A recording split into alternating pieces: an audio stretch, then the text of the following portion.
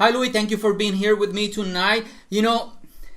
When I was looking for your name, a lot of links came up. You're all over the internet. You're all over social media. Can you tell me a little bit about yourself and for those of in the interwebs that don't know about you? Sounds good. Thank you for having me on. First of all, it's a pleasure. It's great to speak with you. Yeah, so I'm in the entertainment industry, more or less a branding and marketing expert. So my backstory is as a teenager, like a lot of teenagers in early college days, a lot of people got into the bar and nightlife industry to make some money on the side. People were waitresses, bartenders, things like that. I got into the marketing aspect. So I really did start as a nightclub promoter as a side job. Didn't love the nightclub promotion, flyer guy and that kind of thing, so to speak, because, a lot of people were doing it. It's a little cutthroat. So I quickly realized I wanted to jump up another level and create my own events and concerts, which was kind of fun. So as I was doing that and growing and forging relationships, I did have some fantastic corporate jobs working for telecommunications companies as marketing and area managers, a marketing company. I was a business development exec, so they flew me around all over Canada and the United States every couple of weeks and working with some high level executives in like big companies, airlines and things like that. So that got me some real good experience dealing with executives. They're all human. When you're sitting on the plane, you ask the guy beside you, "What do you do?" "I'm the vice president of, some big airline or something." They're just humans.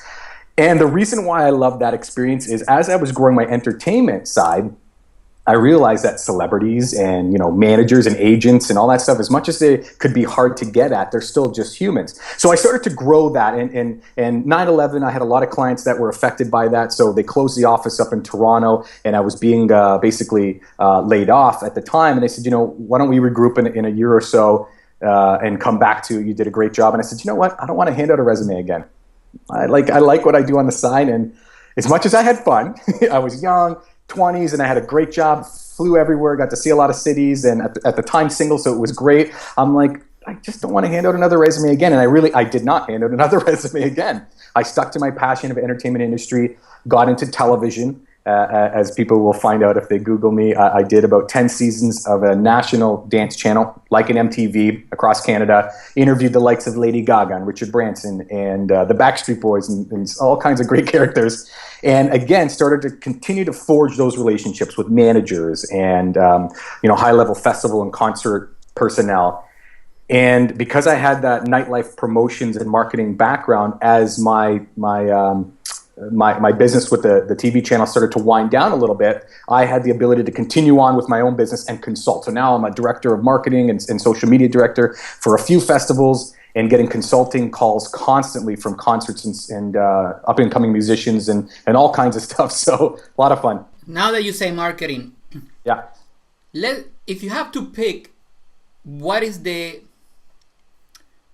one particular case story or client, you don't have to say a name, yep, that benefit the most from your direct marketing results, sales, marketing? What would that experience be? What was that result?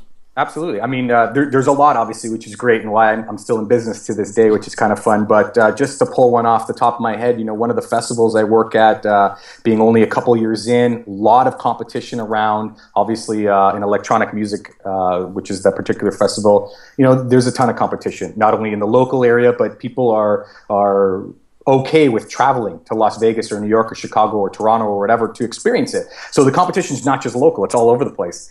From year one to year two, I was really integral in kind of shifting the brand message of it. Let's not compete by the DJs we have, because everybody is going to have the same big name DJ. Really, we're just going to rotate them because there's only so many out there that people really want to see. So we don't want to compete as a concert. So one of the big moves we made is let's market and brand as an experience. So we took all the little pieces of the experience pie and really created a brand voice around it. We wanted to say, guys, we're one of you, really. We go to festivals too, and we love them, and we want to bring that experience that we love to you. So the fun part was, not only did that increase our brand awareness and ticket sales, so they went from, 12, 15,000 tickets a day to 25,000 in 1 year. I mean, it was almost double, Yes. which was fantastic. So monetarily, the direct correlation to the brand marketing, it worked out in sales. But the cool part, and which is why we're going to grow exponentially next year and the year after, was any hiccups that happened in any festival or concert, they had our back.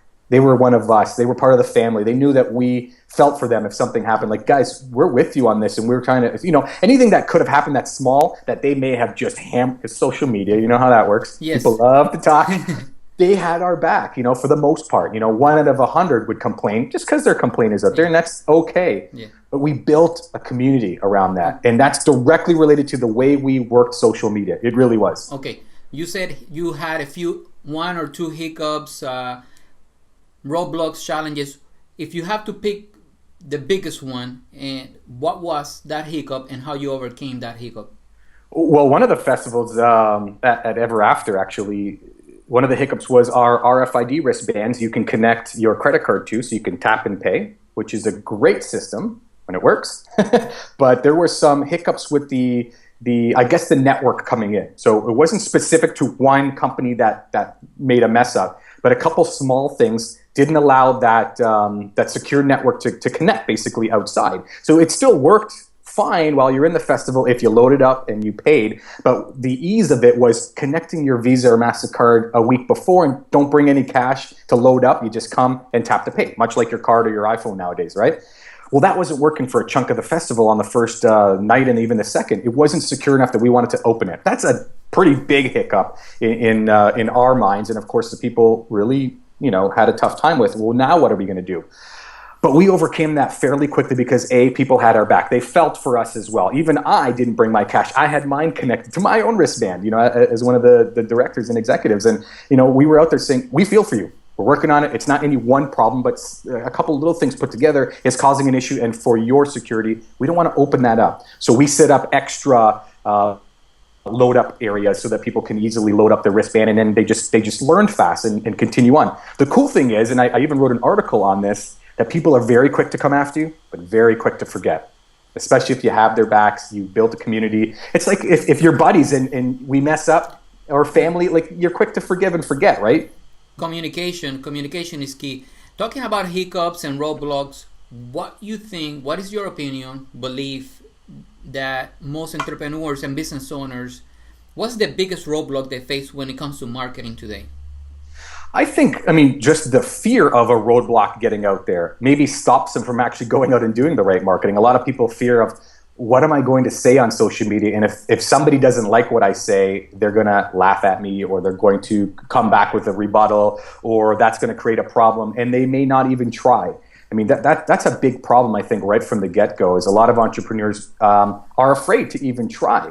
Maybe they don't know what to say because they don't have a brand voice yet. So for me, the way I'm talking to you, if we bump into each other, I'd be the same guy. The way I'm acting and the way I say things and my opinions, I would be the same person. That's my brand. I am who I am. And a lot of people are themselves, and some people create a character, and that's fine too. But if you don't think about that, you don't get off the ground. I think that's a huge mistake right from the get-go. I want to talk about the brand voice. I heard you speaking about it in the past. But before we talk about the brand voice, I would like to, do you think so? I understand that some people will get offended no matter what. Sure.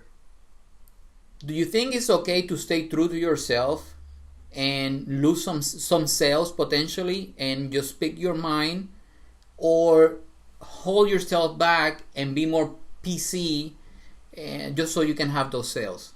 I think it depends on the person. I think that it depends if your brand voice is okay talking like that. I have no problems losing sales just to be who I am, because I know I'll gain sales on the other side. I'm okay with some of that stuff. Politics, you know what I mean? As much as me and you on the side may have a conversation and we think crazy things happening, not crazy things happening, in any country, my brand is not to discuss anything for politics or controversial online, because it doesn't fit me as a marketing guy at all. So I never post those things because it just doesn't fit. And if I did, and that was part of me as look, I'm strong on this one way or the other, whether I lose sales or not, it's just because that's my brand voice, and I'm okay with that. And when I'm talking to up and coming musicians and celebrities and things like that, and I tell them that as well. You can be controversial, and that could get you, some excitement and news and some hate at the same time, and that's okay. Are you okay with that? It really comes down to your own personal opinion. You may have a belief that you are strong about. They may not be part of your brand, though, right? So I don't think I would necessarily say do it because it's going to gain you or lose you sales. I would just say, is that part of who you are? Are you going to be somebody different on the side or not? And that's really what I think it comes down to. You have a great point. I totally agree. What about bad words? Again, I think it comes down to you. I mean, we know Gary Vaynerchuk swears a lot. Yes, a lot of people, yes. I love Gary. And he even says, in a similar point, I probably lose speaking sales, engagements because I swear and I'm cool with that. And I agree. I'm not somebody who swears a lot at all. Like when we're doing podcasts, stuff like that. If I feel like a podcast is okay with that and the audience is fine with that, if one slips out, cool. I'm not like, big either way. Like I don't mind hearing it or saying it once in a while, but okay. I think he's a great example on the cursing and stuff like that. If that's part of him, so he's very real, very in your face, like just the way he says things. It's almost like he's angry at people for not getting it because he's like, how could you miss this? So he swears to drive a point across, right? I think that's fine. It's part of his brand, and I have no problems with it. Perfect. Let's go back to the brand voice. Mm-hmm. What do you mean about having a brand voice? So a lot of people, before I get into having a brand voice, make the mistake or blend brand and marketing. Or they think branding is your website, your logo, maybe your name if you're a DJ, and that's branding.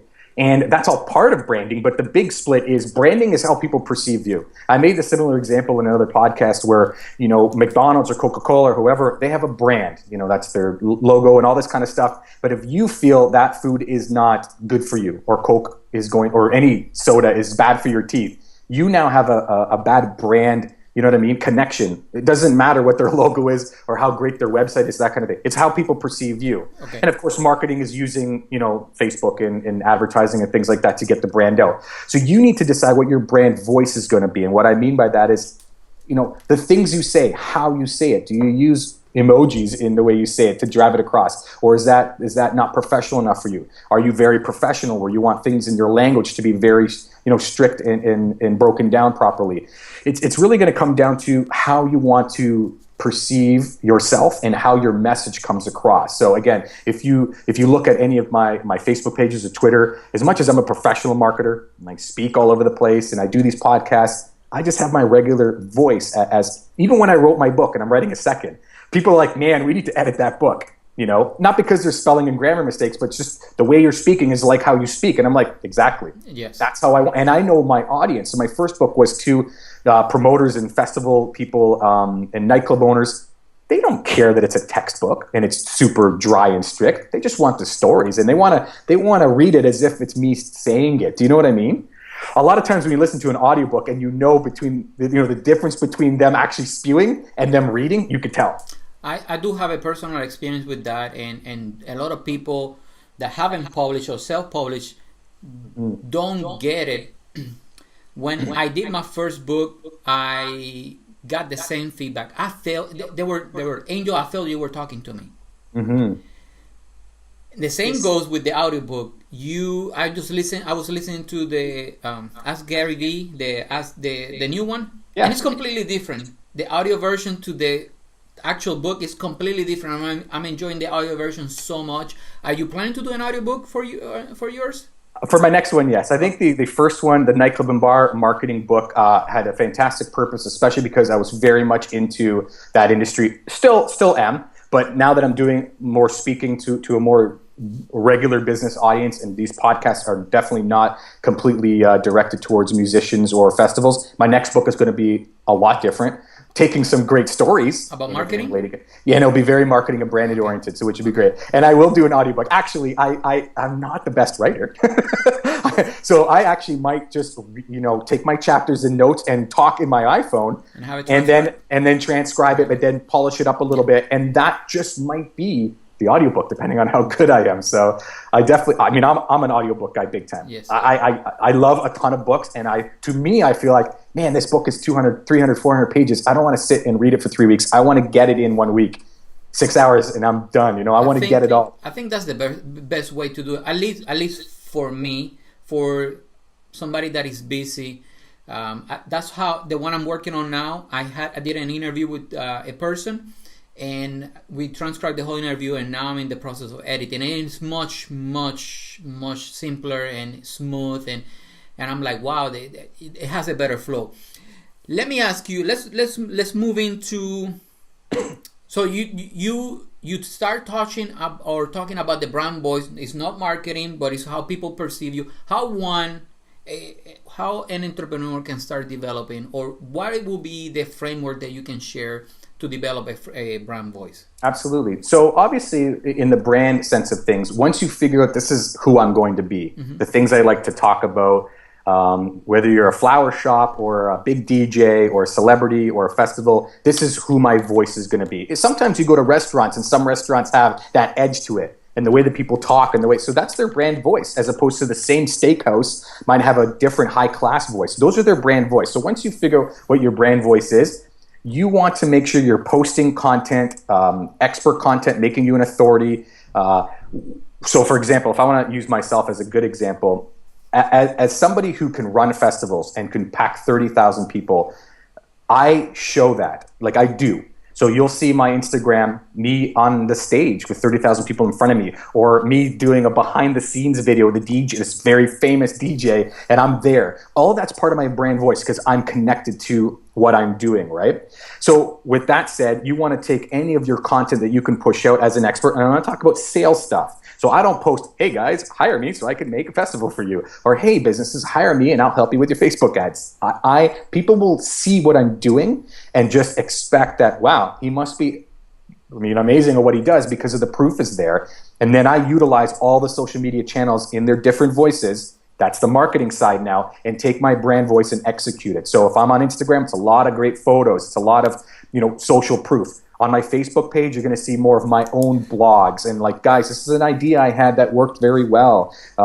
You should try this, and here's a cool story, and all that kind of stuff is on Facebook. So I'm using each platform differently, exactly the context they should be used in, but all of that is proving me as an expert. I mean, I don't think I've advertised, which is crazy to say because I love advertising on social media, for months on Instagram and Facebook because organic is growing very well. I'm constantly getting podcast hosts interested in my story and discussing my slight angle in the entertainment industry. That applies to all the marketing people out there in business and entrepreneurs. So a lot of organic is starting to help me, which is really cool. I want to go back to Instagram, but I want to ask you a question first.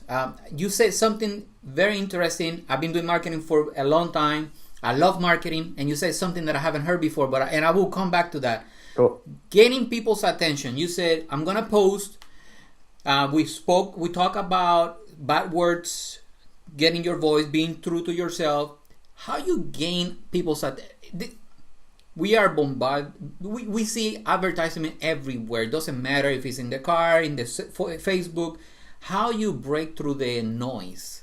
Yeah, it's tough, right? Especially organically, because there is a ton of ads. And like Gary and everybody else says, we're all media companies. Yes. And even if you are a 16-year-old girl posting pictures of food, you're a mini media company, and you're also bombarding the newsfeed, yes. Right? Yes. So as an entrepreneur or a business owner or a brand, now you need to compete with that newsfeed. And that's really the reason why organic reaches down to garbage.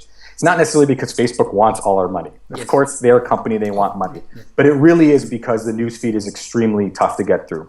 So there's an audience for everything. So even my particular audience that are, previously musicians and specific business owners in the nightlife music industry, I have an audience that I can go after. So things that I say resonate to them. Now I'm starting to expand a little bit more and more, where a lot of different business owners can look at those stories and say, wow, that resonates with me too. Like, he was talking about a festival, but I see exactly what he did on Instagram. I'm going to apply that to my flower shop in my own way. So these things are starting to resonate with them. And I really think that, apart from using the ads, you can boost to a direct audience and grow, which is great. You know what I mean? Like, I did very well with that. I haven't advertised in a few months because I got a lot of great organic reach, but I have a plan and a campaign, especially with all these podcasts, to start push a lot of this content to an audience. And I'm going to use the ad system to gain new followers.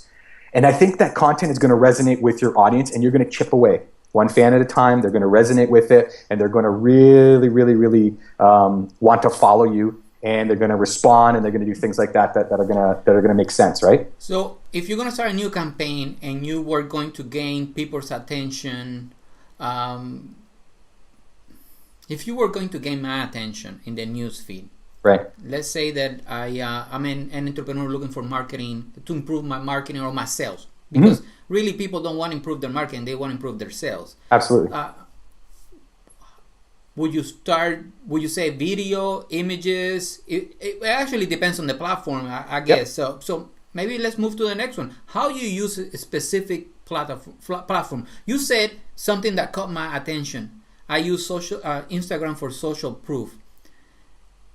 I think that's huge. I never heard anybody say that before.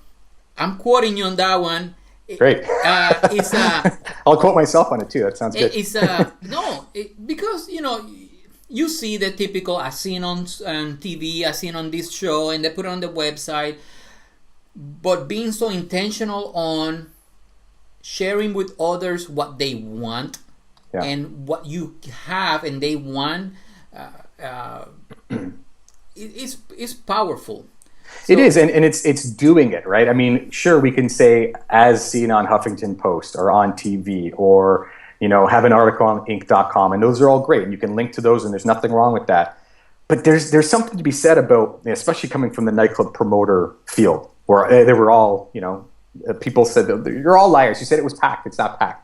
On the radio, they do a live remote. Oh, you better get here early. There's a lineup down the street, and you show up at 11. There's nobody here. So that ruined it for everybody. The people who are actually doing, a really good job in the event space, it became, you're all liars, so why do I believe you? So you had to kind of get around that. That's where social proof really took off. So I take that and bring it to every industry and say, like you mentioned, you could put as seen on TV, as read in this. And people could say, well, what if you just put the logos there and you're lying to me, right? So you have to build some sort of trust. So when I'm using Instagram, as you said, as an example, to build social proof, it is what it is. If I'm in the airport doing something and I'm on my, you know what I mean? I'm doing it. It's not like I can make it up. Yes. I'm not a green screen flying somewhere or, pretending that I'm at the festival. I'm there doing it. So that builds social proof. That's in one brand respect. So anybody can be doing that, right? Let's stay on Instagram. How, if you were going to consult me, if you were going to give me advice, right now I'm posting pictures and it's not intentional. But that will change tonight. I'm going to be more intentional. I know my avatar. I know what they want. And I can be more intentional. What will be your advice? Frequency and what type of social... What would be your advice on Instagram? You know what? I like to repurpose content as well. Yes. So when I'm doing... so for you, you can repurpose this podcast. So... Again, because I'm quite busy, I have my own mini podcast because I know my audience has a small attention span for the most part. So it's 5 minutes. It's usually a thought, an idea. I actually want to test out Anchor. It's like 2 minutes long. I'm like, sweet, I can do it 2 minutes, right? So what I do is I do a quick podcast, the thought of the week or the day, and then I get somebody to transcribe it. It becomes an article, a little bit different, but it's an article. Then I take some of these quotes and sound bites. So, quote that you just mentioned, and I would make an Instagram quote out of it. Then I'd try to create another piece of content that may fit it. So if I was talking about something festival, I may take one of the festivals I was just at and also piece that in. Do you know what I mean? So in my campaign throughout the week, that one piece of content is getting a lot of action from the different platforms. So being intentional, instead of just posting quotes a lot, which people love, it's the problem with that is everybody can do it. Right? And it's great when it's your quote. Somebody could steal your quote, unfortunately, and still do it. Or you might be taking other people's quotes and putting it on, which is fine. And, if you put Abraham Lincoln or whatever, it's Steve Jobs, you can put it out. Everybody can do that. So you can mix it in, and it's like, oh, cool. That's something that you believe in. So do I. Awesome. But what makes you different than anybody else, right? So to be intentional, again, that comes down to your brand voice on what you want to say, right? So you might take a screen capture of this. You might take what I said, that quote, and have a picture of my face and say, you know what I mean? And say, here's a great quote or soundbite that Louie came up with, and make sure you check out the podcast too. But it's having different intentions at the same time. Do you know what I mean? Because you're repurposing that content. It becomes easier too. Otherwise, you're really busy creating new content all the time, and which is awesome. But if you can post once a day, sometimes I'm guilty of not posting every day on Instagram. And I should, because Instagram is great to be on it all the time. You know what I mean? As opposed to Facebook, where you can get in the newsfeed a lot more. Okay. Even though organic reach sucks, you can still get in there, right? Are you a Snapchat person? I've done with my clients, yes, a lot. I've built some festival Snapchats from zero to thousands in a matter of a few months. I think the Instagram is really coming in real fast with basically copying the same features and having that built-in audience already. Yes. I feel like they may not take the younger demographic over as fast because they're used to Snapchat and they're not, well, they're on Instagram too, but they're used to it. But maybe, and I think even Gary mentioned the same thing, where our age group that are sort of playing with Snapchat might just say, well, why bother? And I agree, that could be a big hit to them. Facebook tried to buy them. I think a few times, and rightly so, they said no for the valuation. And so now they're saying, well, let's just integrate stuff into our own platforms. And that's probably going to take a little bit of a hit, if not a big hit, right? But with Snapchat, it's a completely different platform. Same with Instagram stories. So on my Instagram, I'll have polished pictures, social proof. And on my Instagram stories, there'll be a lot of raw stuff. There'll be like very raw squigglies, because it disappears. And that's the behind the scenes reality show. And Instagram is a more polished version of it. So same platform, now two different roads. What is your thought on live streaming? Live streaming is fantastic. Now, here's the problem I always see with live streaming, and especially in music and stuff. They're like, we're going to set up live streaming and broadcast it. I'm like, okay, let's put aside music rights. That could be an issue. Pretend that didn't even exist. Do you think people are going to sit in front of their computer and watch this concert live? It's got to be a really good production. It's not the same experience as being there, right? True. So for them, I always recommend, why don't you live stream a quick interview with the next artist going on stage, right? It could be 5 minutes, you know what I mean? Like, there has to be a reason why someone has to pay attention to you live. That's why if we were doing a live stream like this, we could do some real questions. Do you know what I mean? Yes. If we were just chatting and then we're not paying attention to the questions, what's the point of doing the live stream? Might as well pre-record it, get it out there, and then respond, right? Yes. If you're going to do live stream, the biggest piece of live streaming is that two-way connection. The more you can use that, I think the more powerful it is. I think Facebook is coming with the two-way connection next month. I heard that, yes. They'll be like, us two that would be great. We could do a live stream, I know. And they do a lot of rollout tests. Some countries and areas will get it before just to test things out. But Facebook, again, is coming out with, hey, those are good features. We're going to do it too. Like Periscope, fine. We're going to do our own version. We have the audience. If they do it right, like a lot of times they have, sometimes they put stuff out that stumbles and they get rid of it. Good for you. They failed, they learned, they're done. Smart, right? I think some of these companies that do webinars are going to go under if Facebook succeed with the two-way. Yeah. Who knows? But the thing is, though, if they're going to do that, okay, so there's a lot of webinars in internet marketing that we watch, and then it's like, we're going to do Q&A at the very end. I would love to see people, and I think the people who are going to exceed, my opinion, is the guys that really go Q&A right from the beginning. We mentioned Gary again. He likes to do a shorter Q&A, a shorter keynote so we can get into Q&A right away. I like that style too because it's just it resonates better with people having specific questions. Yes. So we were going to do a live stream. It might be a lot different than what we're doing right now, which is a recorded video, and then we do Q&A at the end. It just sounds like we're not making use. I'd love to jump in. This is who I am. This is how you are. Fire the questions right away. Fire the question. Right? To me, I think it's a completely different way of the traditional, and I think people will resonate with that. We should try. They have a voice. If Facebook has released that next month, we should give it a shot. God, I mean, we should give it a shot. Yeah. So we talk about Instagram, Snapchat, Facebook live streaming. Before we move to the end, what are your thoughts on YouTube? I still use YouTube. Obviously, the ad platform is still good. It's what is it? Still the second most biggest search engine apart from their own Google. YouTube has still a big place in storing your content. So when this goes out, obviously we're going to put this on Facebook. And that's going to have massive organic reach just because they're trying to take a hit on YouTube. But there's something to be said still about going to YouTube because it's searchable.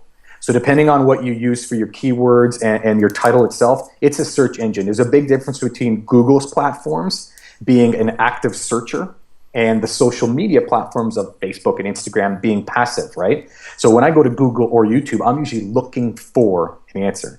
So if this video pops up, I'm looking for the answer, I'm ready to watch. And this is a big reason why some YouTube ads don't work well, because they interrupt that. You're ready to get this information and a Kia commercial ad comes on. You're like, what the hell? I don't want to see this. This is nothing. You know what I mean? It's nothing to do with it. You're interrupting me. So 5, 4, 3, 2, 1, and you're Yeah. clicking out. Do you know what I mean? I don't. So, and this is a big thing with YouTube ads too. And I try and recommend everybody to create content that they want to actually interrupt themselves to watch. If you're Yes. just another commercial, forget it. It's a waste. Okay. We we talked about getting attention, social proof, brand voice. Pretty much, you mentioned you have to be everywhere. You didn't actually say it, but that's what you imply. You have to be everywhere. You have to post constantly. How often you said sometimes you're guilty. You don't post a day. If you had the perfect system all the time in the world, how often would you post on Instagram? I would definitely post once or twice a day for sure on Instagram. With the point of being everywhere, while I am everywhere, I don't put all the attention everywhere because I know where my audience is. So, for example, LinkedIn, I'm on LinkedIn. My profile is always updated. Every few weeks, I throw some content on there. My specific audience, even though they have LinkedIn accounts, never check them. So I don't cause as much attention or put too much attention towards LinkedIn. And I have lots of friends that do really well on LinkedIn, but that's where their people are. Periscope, I have an account. Once in a while, I do a Periscope, but they're not there. Do you know what I mean? So while I'm everywhere, there's a few that I concentrate on because I know where my audience is, right? And I think that's one of the mistakes most entrepreneurs make. They don't have a clear idea where their audience is. They want to be everywhere, but if you post on Facebook and you're not getting results, why you want to force yourself into Facebook? Mm-hmm. And it becomes overwhelming if your audience is literally everywhere. I mean, okay, everybody's everywhere, but if they're always playing in every single app that much, it's overwhelming to be on top of it. But don't forget, it's the same person too. Yes. Like I'll be on Periscope, LinkedIn, like it's still me. So if you're reposting, that's why I don't use, the Hootsuites and stuff really as much, because if I'm redoing the same content everywhere, not only is it doesn't fit each platform, like we mentioned earlier with Instagram being a little different than Facebook, being a little different than live streaming, it doesn't make sense, first of all, but then it's the same stuff. Because the audience Same is stuff. different. Yeah. Okay, so you said not the Hootsuites. Do you believe in how much automation do you use in your businesses? So I have and still use Hootsuite a little bit and Buffer and things like that. I But love Buffer. I do too. I use them more than Hootsuite actually, and I automate not as much as I probably could, only because I want to pay attention all the time. I've seen myself horror stories of Hootsuite as an example. They're running ads constantly because I use the site and I see them, and there's people under their ads saying how great Buffer is constantly. Nobody's paying attention. Do you know what I mean? Yes. So the more you automate and not pay attention, the worse it gets. Somebody who I've now unfollowed on Twitter would post once an hour just pushing out content. No response. People will say stuff under her tweets, nothing. And the funny joke was, one of her tweets was, you can automate your social media with this service. And it was another service that would curate, similar industry articles and push them out for you. And I went under that tweet and I said, it sounds like a great service, but that's a pretty dangerous move. I didn't hear anything back from her. 48 hours later, I go back to the tweet and I said, judging by the lack of response 48 hours later, this is why this is a dangerous move. Because I just basically said, I don't necessarily agree with what you're saying about automating. And now she had nothing to say about it because she's not paying attention. Yes. And my response under that was, you just proved my point, right? Automation's fantastic. Just pay attention. No. And it could be positive. Look, you're ready. I want to buy your product, and you don't respond. Or I don't agree with you, and you don't respond. That's terrible, right? I agree 100%. I do use a lot of automation just because the time. Yeah, you can do so much with your time. However, I don't expect people, or I don't try to use the automation in a way that lies or present itself like I'm talking, like it's me. I use it to post my content. Let's say a video. So the video gets posted. It's shared today. It's shared tomorrow, a week, a month. So it's something. It's a task that I don't have to do, but I do keep track of the mentions and the retweets, and hopefully I'm doing a good job. And I know I can do a lot better. Let's move to myth. What is one marketing myth that we can debunk today? The one I hear all the time is Facebook doesn't work. I've tried it. Sucks. Doesn't do anything for me. I've built brands and sold tens of thousands of tickets on Facebook's ad system and reach and whatnot like that. So someone who, people who just don't understand it or have tried it and failed because they're not experts. I mean, gone are the days where, you can just make a post and the organic reach was there, or you hit boost and you spent $10 and sales came rolling in, right? There's a lot of snake oil out there and mistrust as well. So you have to build that trust and you have to make content and contact with people several times to get them to convince themselves to buy your product, jump on your service, buy a ticket, listen to your music, that kind of idea. I think the biggest myth that's even still going around is that it doesn't work. It absolutely does work. It's where everybody is. For nightclubs, they used to write a check to radio. The radio station would make the ad for them, and then they would put it on the radio and people would come flooding in. That's easy marketing. They didn't have to do anything to just open the doors and have the bartenders. That's gone now. So now they're thinking, well, but I have a Facebook page and I bought 50,000 likes and it doesn't work. And I'm thinking, what the hell do you think? Yeah. You know what I mean? Yes. It works, but you're not doing it properly. You know what I mean? You're tossing flyers in the air and like running around with a rosary hoping that people are going to come in, praying, right? That's not how it works now. You have to do the work or hire the right people, right? Tips for success. What can you share as far as consistency? Consistency. That I had an article that says, I will beat you at music marketing every time. And the reason why the article inside it was like, because I will be consistent. I just had a conversation today with somebody that didn't want to spend a lot of money on doing their event that's coming up in a couple of weeks. Let's do like $10 a day. And then the tickets were slowly rolling in and this and that. And I said, okay, if it was 24 hours before the event, you need to sell 1,500 tickets. You're at 30. And I said, look, they're $30 tickets, another 1,000's 30,000. Give me $5,000. They'd be like, take it, please save the event. $5,000 you just throw at me knowing that you'll make your money. So I said, why don't you take that money and spread it out over the month? Why are we doing $10 a day? Why aren't we doing $100? You know what I mean?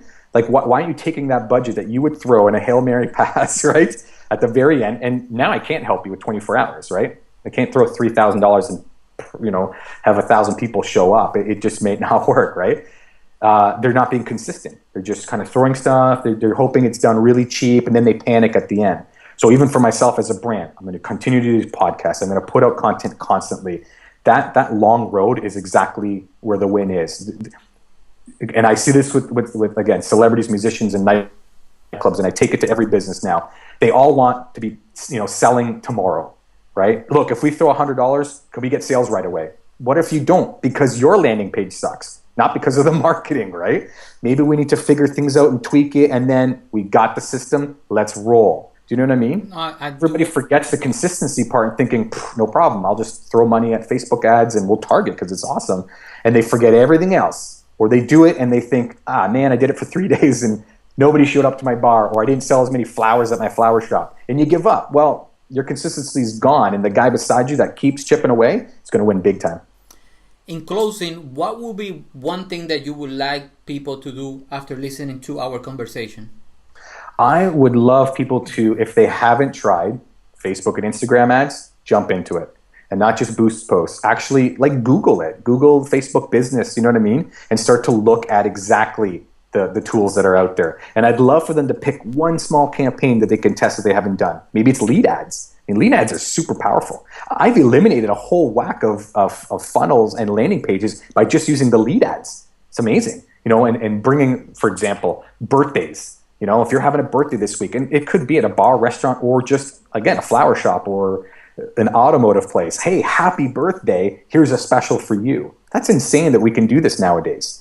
And click on this button, we'll send you a quick email, and it's a coupon because it's your birthday. And if your birthday passes, you stop seeing the ad on Facebook and Instagram. And we'd never do that before in traditional ads. So I'd love for people to just jump in and literally try it out because it's amazing what you can do. Don't just boost your post blindly and target the interest in the area. It's still too generic. Get specific and have fun with it. Have fun with it. Where people, share your contact info, where people can find you. You bet. Well, obviously, like you said at the beginning, I'm all over the internet. Yes. So all over social media, and of course my website, and all the accounts, including the website, is Louie La Vella, and that's spelled LouieLavella, either .com or the username as Louie La Vella. And of course, I'm all over the place. So anybody can find me on any of those and have look at some of the cool Instagram pics and on the Facebook page as well. I'll post something like this, of course, this video podcast, the other ones I've done, and my own blog thoughts as well. And, people reach out to me all the time, either in messages or on a post and just ask questions. And I love just interacting because sometimes I learn another question that somebody's thinking about that I didn't think that they thought of, right? And I come up with an answer or find out, or I test things out. It's cool working with some large festivals and stuff. I got a very healthy budget to spend, right? So it's neat to test. And I even have access to some major celebrities, pages like 1.5 million, 3 million followers. And I can see what they're posting and how their fans react and what they're boosting and how that's working. So I got a lot of data that I get to watch, which is kind of cool, right? It's very cool. Well, thank you for your time. I definitely will be quoting you in some of these. I took some notes. Great. And we'll stay in touch. Thank you. Thank you so much for having me. I appreciate it.